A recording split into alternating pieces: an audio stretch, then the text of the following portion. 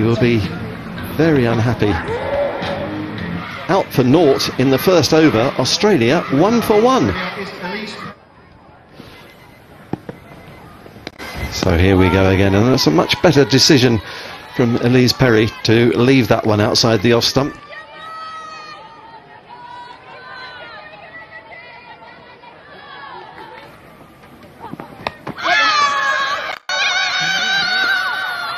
Given. Well, I talked her out there, didn't I? Good heavens. Commentator's curse. Well, she was moving forward for it, wasn't it? Maybe that was the problem, but it hit her. She was straight in front, it impact in line, and she's out. Whatever. Nicole Bolton out for 3.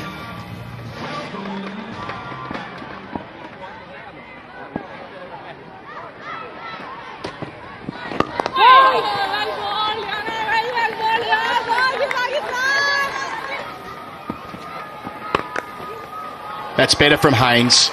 Lashing a boundary to point. At last the boundary, the shackle's broken. That's a much better place drive from Perry. She'll get at least 2, but it'll be 4. Racing into the rope, beating the sweeper, racing around to her left. Beaten outside the off stump. Is there an edge there? There is! Haynes is gone. She doesn't like it, but Redfern's fingers up. Has she? No. No edge, unfortunately, for Rachel Haynes. You have to accept the decision, though. A little bit of turn.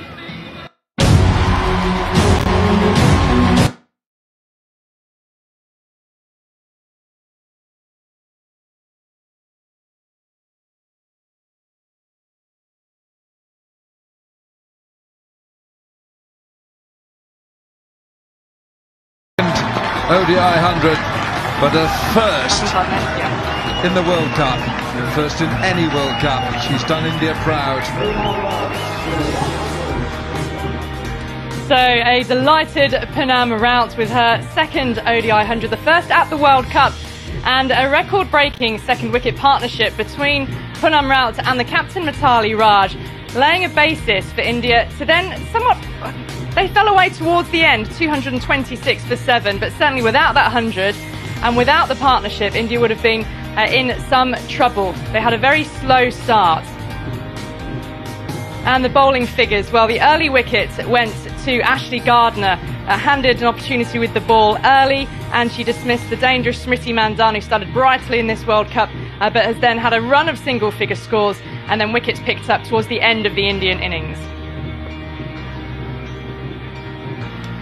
So Australia need 227 to secure their place in the semi-final. India to defend that if they're to secure their spot in the last 4. So that the equation then for both teams. Whoever loses this match will have a further opportunity to get into the last 4, but they know that getting 2 points now will secure them that place.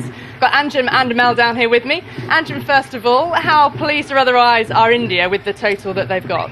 Two things. They'll be happy that they got off the line. They got off them the hole that they dig themselves in after Mandana got out early. So they'll be happy that, yes, they have crossed that 220 mark.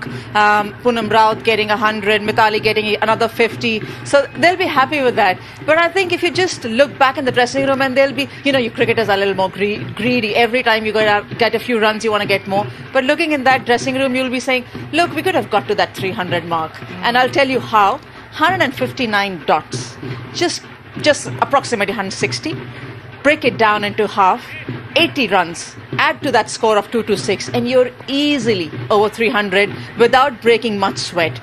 And I'm not saying just because of its mathematical equation. I'm just saying I think everybody as cricketers, all of us here will agree to this, and I'm probably Mel will also agree that you could have reached 300 today. Yeah, I mean, we'll talk about Mitali Raj's career and its longevity and the records that she's broken in a moment. But Mel, her innings today, strike rate, just seemed to hold India back. Yeah, most definitely, and particularly at the start of her innings as well. So took a long time to get up and going, which I think put a little bit more pressure on Raut, and that's why I think Raut's 100 was even more impressive right throughout the innings. Sure. So she took a while to get in there, got past the records and all these sorts of things, tried to break the game open a little bit more, but again was just tending just to play a little bit of catch-up cricket. And Andrew Chopra, I'm with you there on the amount of dot balls.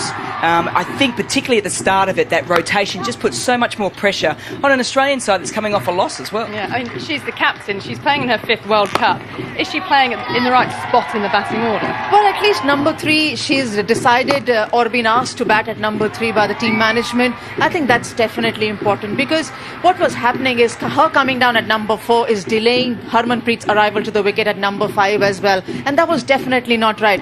Leading run scorers, Mithali Raj right up there, more than 6,000 runs. But look at the next column, 183 matches. An average, good. But look at the number 2 and a number 3 and a number 4 names there. They're all World Cup winners. Charlotte Edwards, Belinda Clark, Karen Rolton, of course Claire Taylor as well. But look, these 3 names that follow, or rather the 3 big names of international cricket that follow Mithali Raj's name, you know, there's always going to be one mark that couldn't India get on to win a World Cup, or at least couldn't India arrive themselves in such a manner that they always look like a team, not just about there, but a team serious contenders of a World Cup. And that's the only thing which probably in the closet Mithali Raj's name will be missing for. Of course, you two both played in the 2005 final, India against Australia. Australia came out on top of that one. Poonam Rao, her 100, she was delighted, wasn't she, to get to those 3 figures, and it was important in the context of the match, given the early fall of Smriti Mandhana. Yeah, most definitely. And I think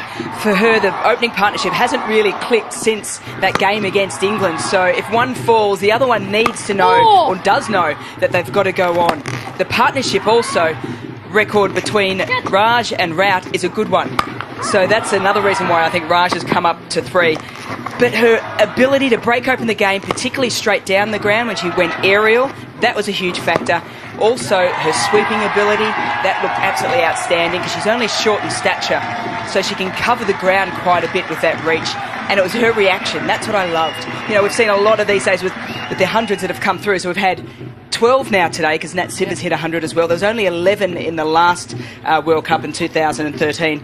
It was her reaction that said a lot to me. So many were just sort of, you know, smiling. Oh, isn't this great? But it was just that intensity, right? I've got it. I want more. I want to be here and do this many, many more times for India. On a lighter note, is it because fewer hundreds come into the Indian dressing room, that's why this reaction? Well, she still could have gone with the complete elation and the sort of smiling, but it was just this real intensity about it that I loved. Yeah. Well, we've talked about one record breaker in that Mithali Raj is now the leading run scorer in the history of women's ODIs. India also boast the leading wicket taker in women's ODIs, and she's inspired a lot of players along the way. And her name, we'll see her bowl shortly, it's Julan Goswami.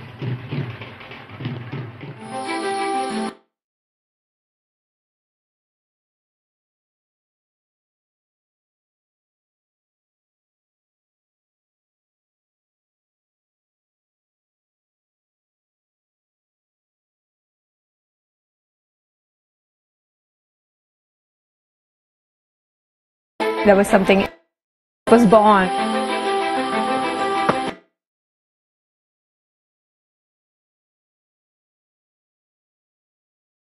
I was so excited. I just went up to her. After the match, she come to me and tell me the story that I was there as a ball picker, and after I saw your bowling, I'm so impressed. Then I take these sports as a career option. As professionally, I start playing. She told me, "Oh, do you know I was the ball picker in 1997 World Cup as well?" And I was like, "Seriously? I didn't know that." That was my first time I saw women's cricket live. That match was played between Australia and New Zealand, and at 12 o'clock, Eden Garden, it was packed house. 80,000 crowd was watching that final match. I was so amazed that I got such a huge response from everywhere, and everybody was so happy to see that picture. Some me in a social media side, and was pretty surprised that that story is going to become viral. My lot there because I was so happy. So it was a lovely moment for me, and everybody made it so special sharing it.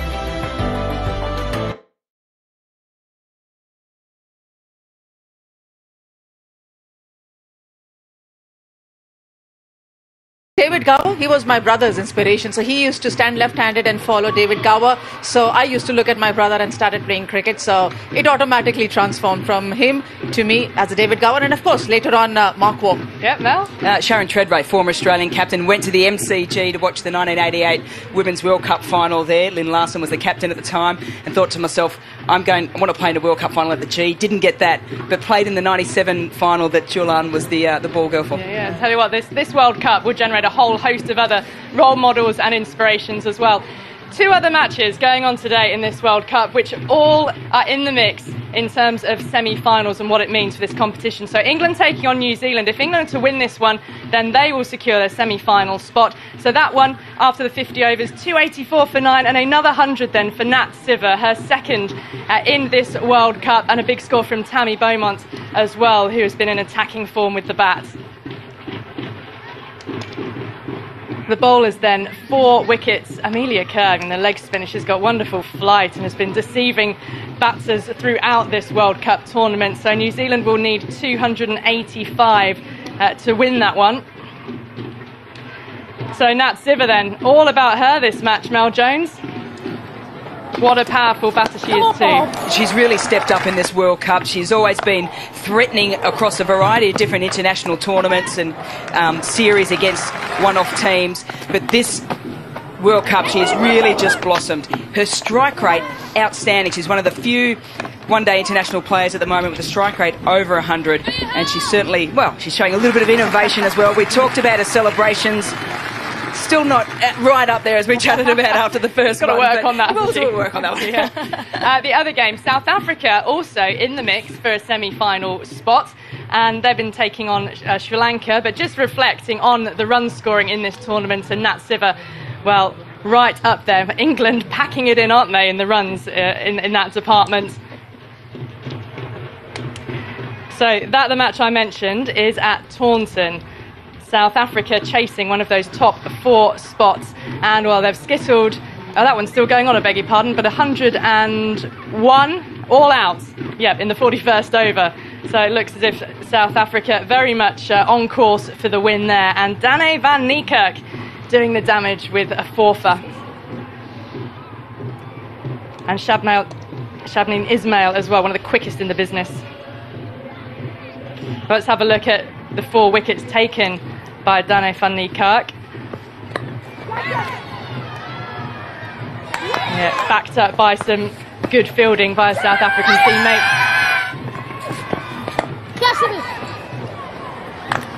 They've been such an improved side, South Africa, throughout this tournament, in fact over the last couple of years, and they are in the mix.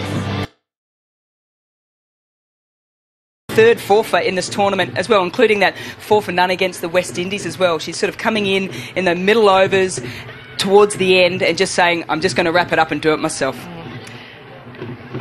Just an update from that game. South Africa are 2 down early though. Well, it could be interesting against Sri Lanka. But Anjum, as a team who have beaten India, surely they'll have the strength to come through. Yeah, worked with South Africa as well. So they like to give these early difficult situations into the dressing room. But I think they've got the strength in their dressing room, in their batting order to go out there and chase this. Yes, of course, let's not forget that the Sri Lankan spinners also come in a little more handy. They also want to make an impact. But South Africa, I'm sure they should go out there and comfortably win this. So what about this run chase then? Australia needing 227 to win. Batting second on this pitch against India's spinners. Was it the right decision that Meg Lanning took at the toss? Well, that was the interesting one, wasn't it? I think a little bit for Australia, it's a match-up sort of thing, and they just wanted to get in and bowl well. I think if they get a good start, they should take it down reasonably easily. I think at a couple of early wickets, especially Meg Lanning, if is out early, will give the confidence to the Indian bowling lineup. Yeah. Well, Meg Lanning has been hampered a little by that shoulder, so we'll see just how she fares. India then, 226 for 7. The winner will secure their place in the semi-finals here, so it is all to play for after the break. Join us then.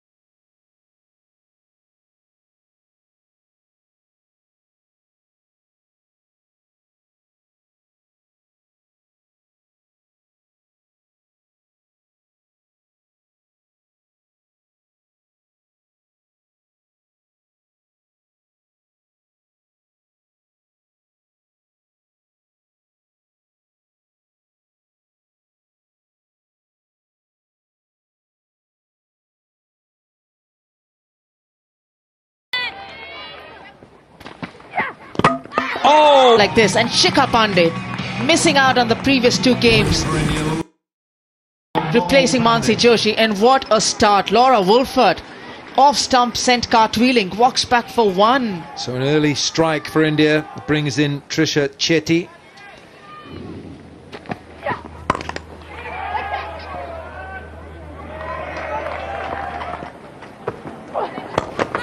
Uppish, but that's gone like a rocket through a straight mid-wicket.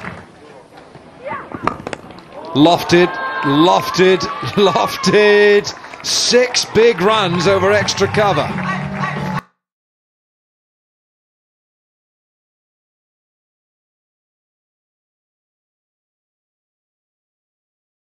Four.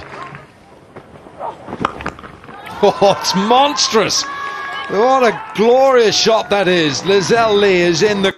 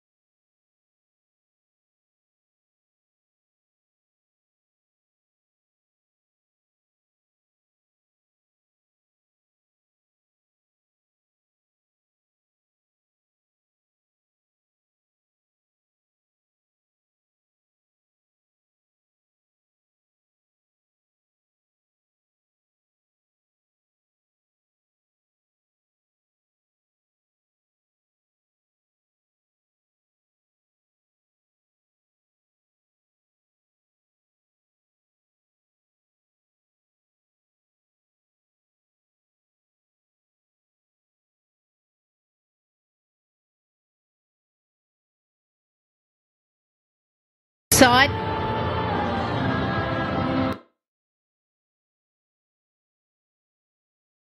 There's the Indian just coming in for the usual huddle before they go out to field. Certainly to score 220 odd against the Australians, they would feel that their spinners will certainly come into the wicket. We heard Mitali Raj and Poonam Ram say the wicket was quite slow, and that's why they took their time. But they also didn't take many risks. Now we saw the Australians against the English do exactly the same. They didn't take any risks as well. So how much pressure will be put on these Australian batters? That's the real question. Losing to England would have been a big deal for Australia, obviously. So all the things that we felt Australia didn't quite do right in that game, I expect that to be done differently today. So I expect Bolton and Mooney to show a little more urgency. You've seen Olani, she hardly bowled. I thought she was grossly over bowled in the last match, so that has changed, and I see change in the approach of the Australian top order batters as well. Just one point on India. Deepti Sharma batting at number 9 was just unbelievable. Once Harmanpreet Kaur was gone and they had to look for a batter, it should have been this young girl. I mean, she's shown enough to all of us that she's got the game, she runs hard between the wickets, she knows how to put the ball in the gaps, eventually batting at number 9. Yeah, I think they missed a trick there. The fact that she scored 78, 60. She hits the ball in different areas. She's a left-hander as well. Veda Krishnamurti came in after Harmanpreet Kaur because she's known to be a big hitter, but she hasn't played Cup. So, yeah, I agree with you, Sandy. Chulan came, she cut.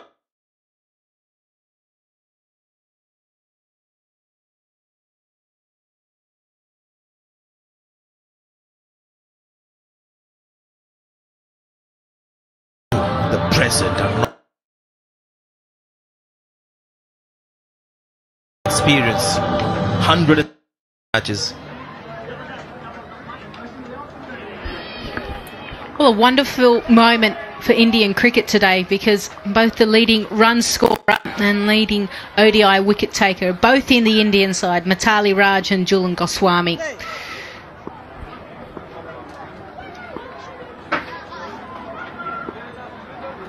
First ball. And see, just reaching the batter very slowly, so it's a slow pitch, and India will look to cash in on that aspect of the surface. Be interesting to see how quickly Mithali Raj will bring her spinners. And the fact that they will try to extract some turn, and slow turn it will be. Remember, this wicket was the wicket that was used between England versus South Africa. So plenty of runs were scored, over 600 runs were scored on this wicket. So it's a little bit tired. We had a fair bit of rain here yesterday in Bristol, so it wouldn't have seen too much of the sun yesterday, but you can certainly tell that it is a dry wicket. That's where the curators have a problem, Lisa. In India, you're assured of sunshine, so they'll sprinkle water the pitch, knowing that the sun will dry it down. Here, the curators are not quite sure. So if they see that the pitch is dry and they want to water it down a bit, put some moisture in it, they're not sure if the sun comes out, doesn't come out. If it doesn't, then you've got a damp pitch, and rather have a dry pitch than a damp pitch. He generally bowls with the new ball. Ekta Bish there. Australia did the same, seeing him in spin with the new ball. It seems to be a common thing now within the women's game. We certainly see it in the shorter format. Spin tends to come on with the new ball because you get that natural variation of whether it actually turns, or because the ball is new and shiny, it kind of skids on through. But certainly 50-over cricket is changing with spinners now opening.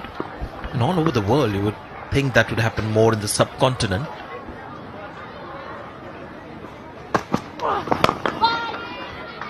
But you see that happening in England. But you've got spinners bowling with the new ball.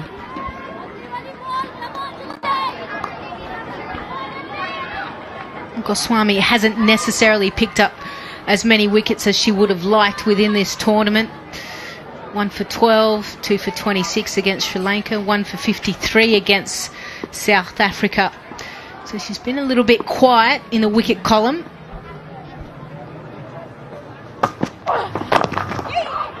Oh, is very keen on that single. It's Bolton, no, said Mooney. 1 over gone, it's none for none.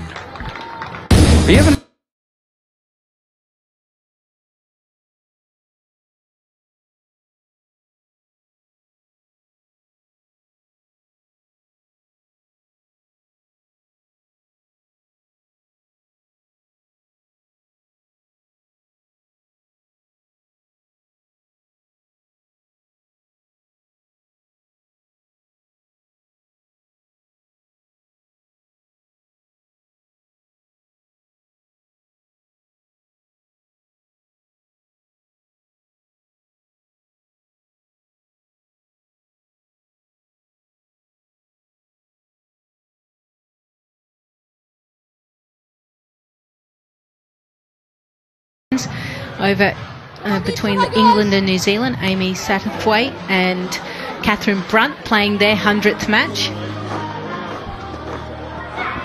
You see the batting order changing today?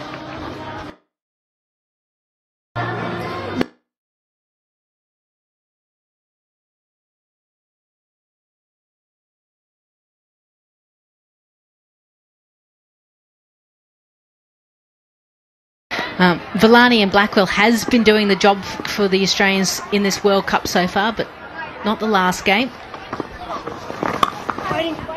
So India starting with spin, but it's not Ekta Bish, because there are 2 left-handers out there. So they've got the off-spinner, Dipti Sharma. So as a bowler, she gets an early break.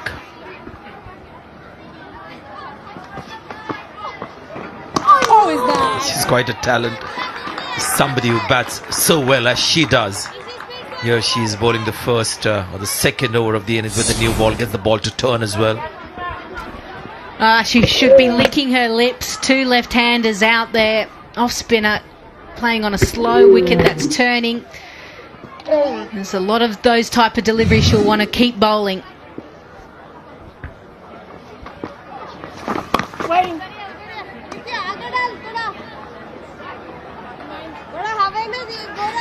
And Dipti Sharma picking up 3 for 47 against England. So has already shown that she's very good with the ball as well. Just exciting for the Indian team with young players in this side like that. You can see she got the batter to leave the crease on that occasion. It's a good start for the off-spinner. And there's a slip in position. She doesn't need to have one, but good to see that Mithali Raj has got a slip.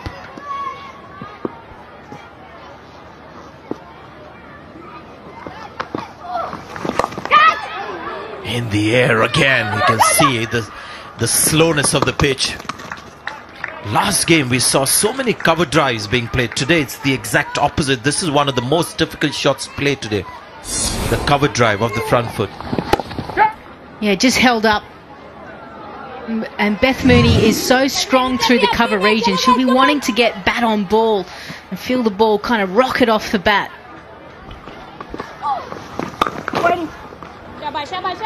Very controlled over from Dipti Sharma. 2 overs gone. It's none for none.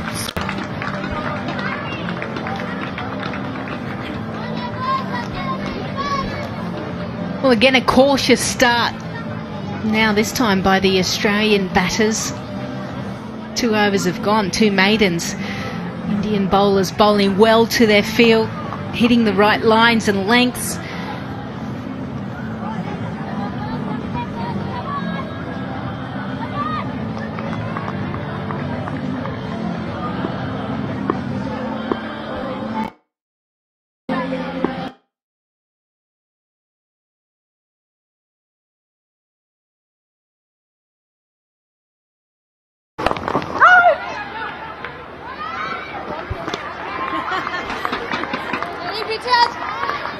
Yeah, Nicole Bolton started off really well. 100 against West Indies.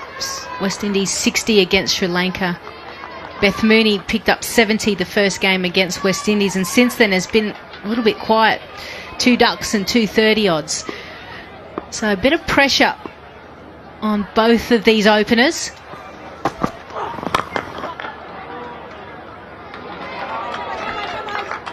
Yeah, 100 against West Indies from Bolton.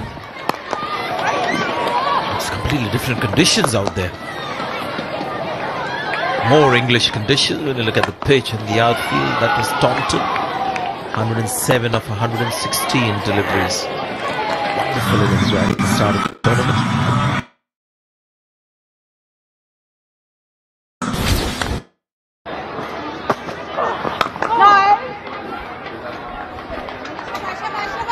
Well, early on, she's so strong, like most left-handers, in tucking the ball behind square, getting off strike, and then those 107 and 60 odd, she just showed that she could go up the different gears and was able then to play the expansive shots down the ground to the leg side. But early on, she just likes to get the rotation of the strike working. But India here bowling very good lines to her.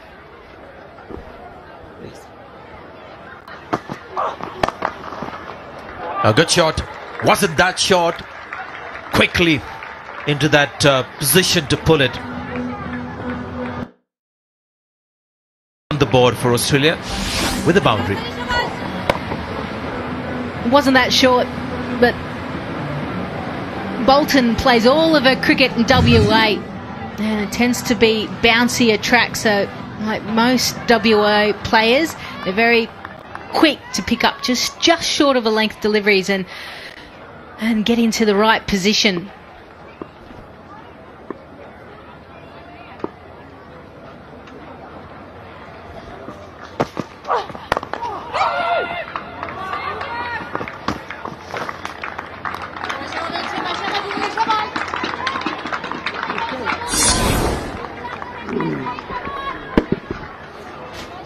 Short statured, so you'd expect her to be good off the back foot.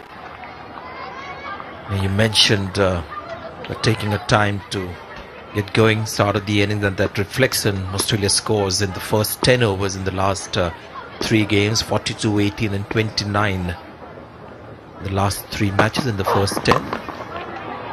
Goes for the drive, finds the fielder. 3 overs gone, 4 for no wicket.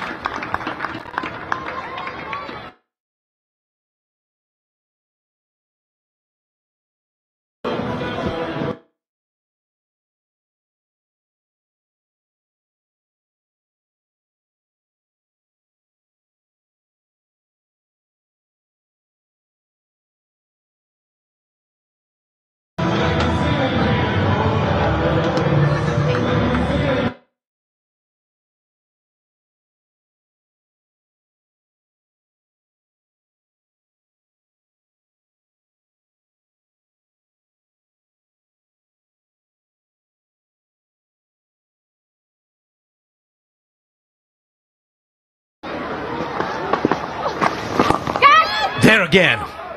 Driving. We talked so much about the cover drives, didn't we, Lisa, in the last game, England, Australia. Everyone was coming in and is playing those booming drives. Today, it's a completely different scenario.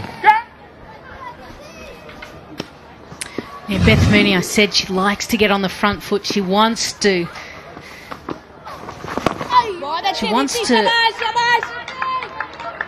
She wants to break through this offside field. No fielder in the deep. Only the one on the leg side with Harmanpreet Kaur right in her eye line.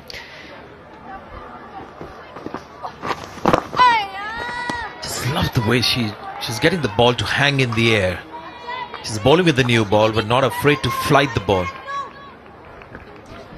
And that's why both Australians will try and look to go down the ground.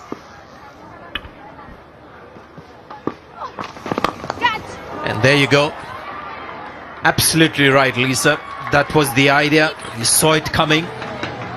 We'll see what Deepti Sharma does now. Terrific shot there. He flighted the ball nicely. You've asked them to take a risk. And credit to Beth Mooney. She got good contact. Used her feet nicely down the wicket as well. Watch the length now. Slightly shorter and quicker. And that's what the batter feeds off. They expect the next ball to be flatter and quicker.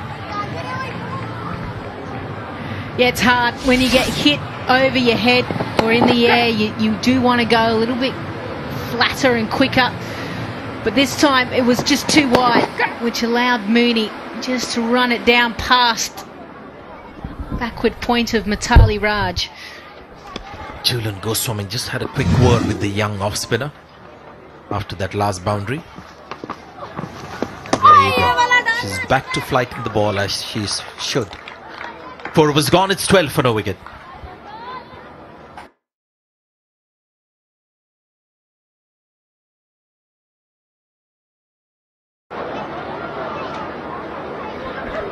A better over for the Australians. 8 runs coming from it, courtesy of Mooney's back-to-back boundaries. Australia need 215 more runs to win to secure their spot in the semi-final. But still plenty of work to do.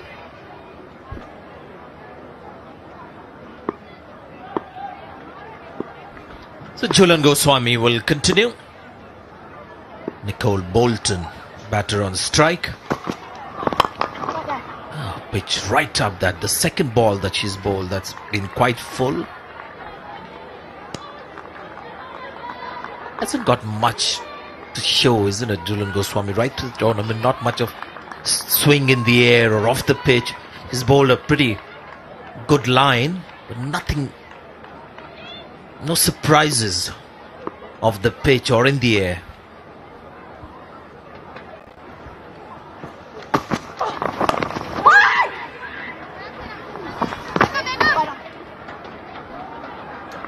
And she certainly isn't bowling at any real pace as well. 108 kilometres. The advantage that she has is that she gets that bounce because of her height. She's the tallest female player, and because of that she gets that awkward bounce.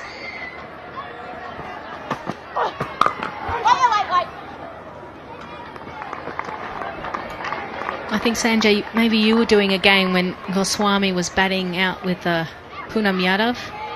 So you had the tallest player within the Indian side and the shortest player within the Indian side. It looked quite funny out there in the middle whilst they were batting, coming in and having a chat. I was just watching the cricket. You always watch these kind of things.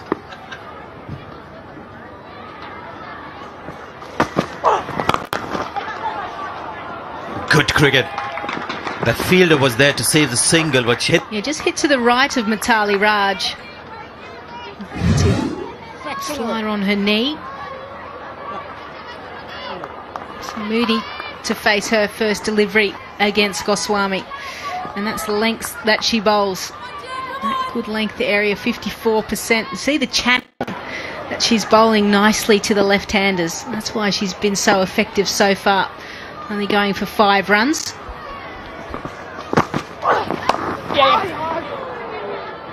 She always been like this, Julian Goswami. In this tournament we've seen, as you said, bowling the channel.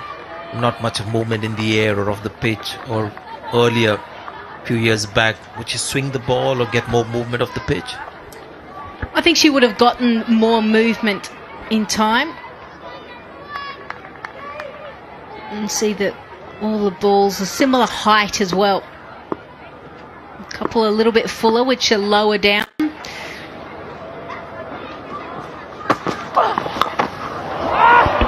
Not the first pull shot that we've seen. And the second time she's been pulled. They're almost waiting for that ball to be slightly short in length. 5 overs gone.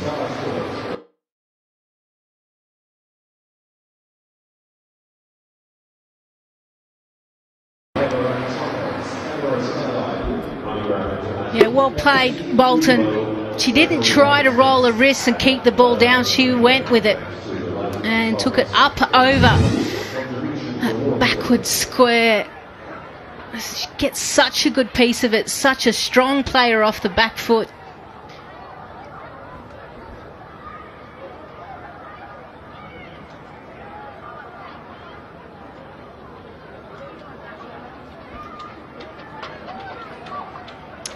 Well, first change in the Indian bowling lineup, Shikha Pandey.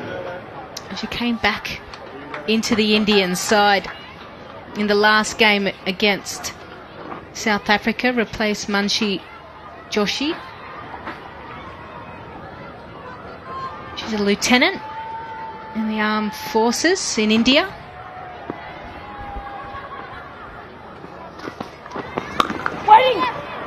Yeah, she was the first choice seamer.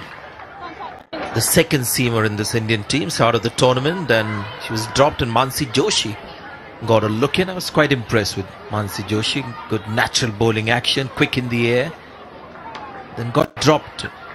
Joshi in the last match. Pandey replaced her and she's retained her spot in this game as well. She's more the swing bowler, while Mansi Joshi was more kind of a slingy, quick arm, quick in the air kind of bowler. I was quite impressed with her bowling. I guess against Australia they want somebody who's more reliable with the line and length, taking the pace off.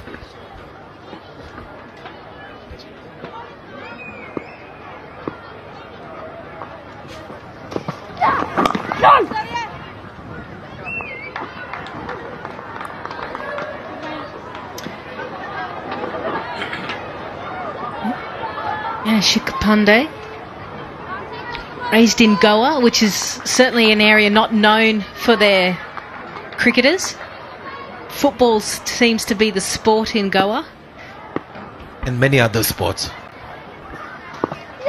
Oh, well, bowls prize delivery that quite quick in the air as well. You can see they're trying to get a big stride forward against Pandey. Try and curb the swing. Almost getting served. There you see. Standing outside the crease, trying to cut the swing down.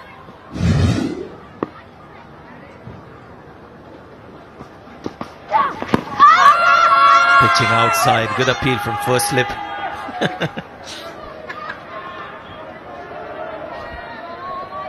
Looks close when you're first slip, doesn't it?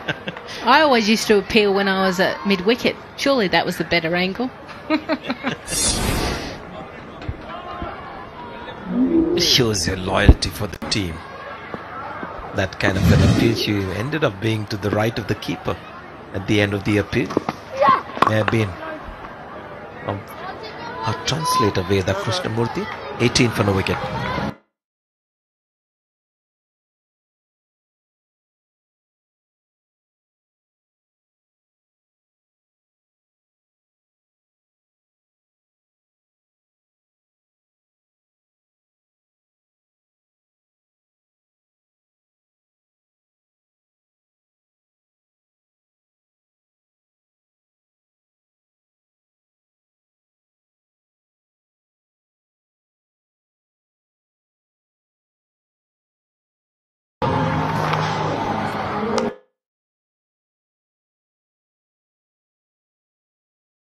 practicing her shots. Her father will be in the crowd. He's a big influence on Elise Perry. Mark Perry throws so many balls to his daughter at the SCG nets. I'm amazed that his shoulder's still attached to him as Harmanpreet Kaur comes into the attack. So Jhulan Goswami has been taken off after a couple of short balls were pulled for fours. So India committing to spin very early, Lisa.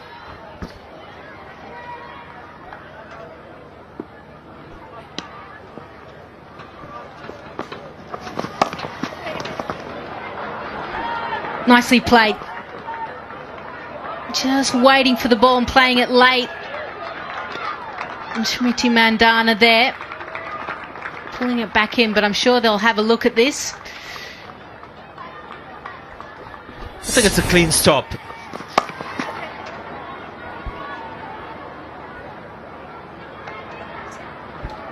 Yeah, she may have thought twice before sliding on that one. Something that you expect fielders to do that today. That's the moment she thought of it, and then eventually she had to go with her knees onto the ground. Knee injury may have just prevented her from going for the slide earlier. Yeah, in January, that's when she did her ACL and meniscus tear, so you could understand a little bit of hesitancy. Put the body on the line.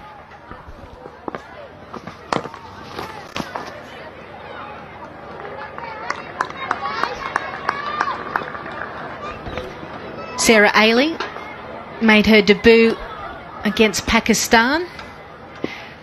All-rounder, medium pace bowler for New South Wales.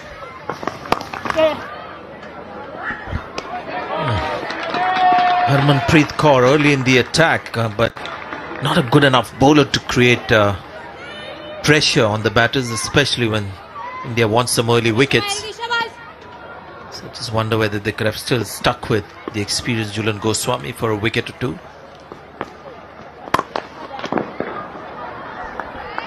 I think also the fact that two left-handers are at the crease as well, and they've already seen that both these players have struggled with their timing when the ball's been short of a length against the spin.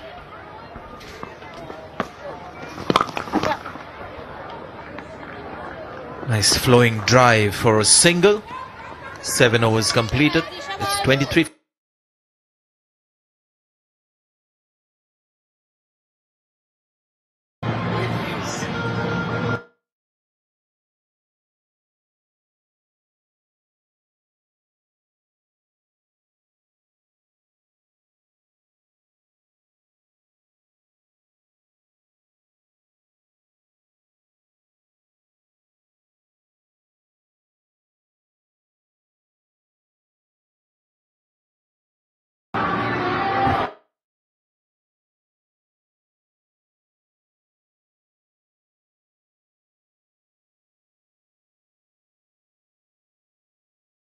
Got a change in commentators. Alison Mitchell and Anjum Chopra. Thank you, Lisa. 204 more needed by Australia then. Winner of this one will secure their place in the semi-finals, remember.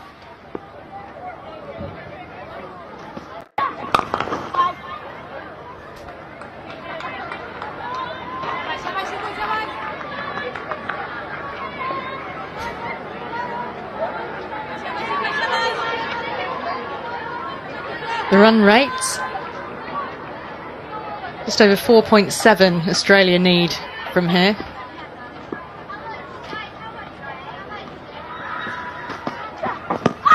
Oh, now an appeal. Going down leg. No interest in challenging. Leg by signal though. One DRS review each. It's going to be hard for Shikha Pandey to get a wicket because it's always going to pitch outside leg. If she's going to try and trouble the left hand, have to come around the wicket to create that angle and then get it to straighten.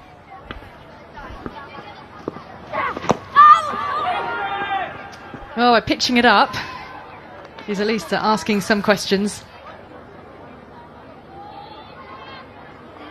Yet to concede a run into her second over. It's the one leg by.